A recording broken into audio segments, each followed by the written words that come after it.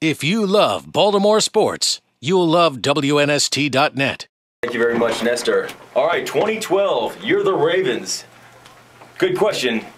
They've got a lot of questions that need to be answered. Obviously, will Ray Rice get his long-term contract? He wants one. They aren't going to give it to him. As we mentioned, in Chicago, Forte's got a messy contract situation. They need to get Ray Rice signed. A bigger question is Joe Flacco going to take that next step?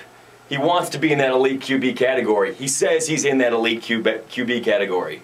But is he actually there? Also, how will that aging defense hold up? Terrell Suggs, out. Ray Lewis, old. Ed Reed, talk of retiring. Is that aging defense going to be able to hold for another long season? The division is the Ravens to lose, okay? Pittsburgh, on the downswing. You heard it here. They've got a banged up both offense and defense. They had a lot of quality players that were cap casualties. Rashard Mendenhall, their #1 running back, recovering from a torn ACL. Their #1 wide receiver, Mike Wallace, their main deep threat. He wants to be paid. He's not going to be happy. Big Ben did not have a good year last year. And I don't know what Big Ben's off-season regimen is, but he looks like a fat toad in that helmet it is. He needs to hit the gym if they want to get back to the Super Bowl. But the real question is for the Steelers, can Isaac Redman carry the offensive load in a tough defensive division? I don't think so. So Pittsburgh, wild card team at best in my mind. Cincinnati, another up-and-comer. They've got a solid defense, two good young players in Andy Dalton and A.J. Green. But do they have enough? They don't really have a solid running game. So I see them being in the wild card hunt again. They made the playoffs. But, I don't think they're a real challenge for the division. And Cleveland, they're not a real challenge at all. They've got Richardson, which is a nice running back. But their whole QB situation is entirely messed up. Brandon Weeden, I don't know. Colt McCoy, give the guy a shot, but he hasn't done it yet. So the division is the Ravens to win. But can they get back to the Super Bowl? They seem to stumble each year in the playoffs, whether it's the Patriots or the Steelers or whomever it may be. Like I said earlier, Joe Flacco's got to have a big year. The defense will be there. Ray Rice, despite his contract situation, he'll be there.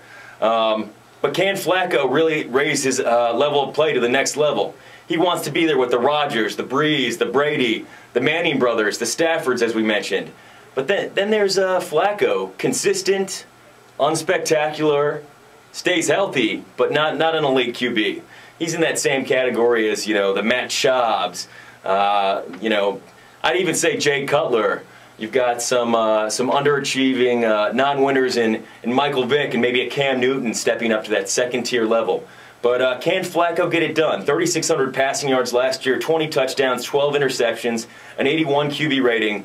That's just not good enough. So he's going to need to step it up for the Ravens to have a chance. Another big issue. What if Ray Rice gets hurt? This man had over 1,300 yards last year, second in the NFL, 12 touchdowns rushing, another 700 yards receiving, 70 catches. He is by far the best player on this team and does it all for him. Now, he's proven pretty healthy so far, but if he gets hurt, who's their backup? Who's there to bail them out? There's no Ricky Williams, who didn't really bring too much, but at least you had a proven veteran there. If Rice gets hurt, doesn't get his contract, it's not going to be good. And not only Rice, but Flacco as well. Tyrod Taylor is not going to lead this team to the next level, nor is Curtis Painter, who signed a one-year deal. Moving around the offense, the wide receivers also need to step up. Anquan Boldin, I think a big disappointment in his first couple of years in Baltimore. He needs to get back to that semi-elite status he was in Arizona. Torrey Smith had a good second season. The tight end Dickinson, if he can turn into an all-pro and help Flacco out, that'll go a long way. On the O-line, Matt Burke just got re-signed, but the O-line's shaky.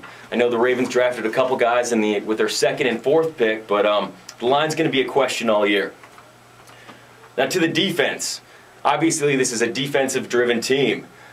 Losing Terrell Suggs is a huge hit, but I think the Ravens will be able to hold out until he's back out there. Ray Lewis will be back.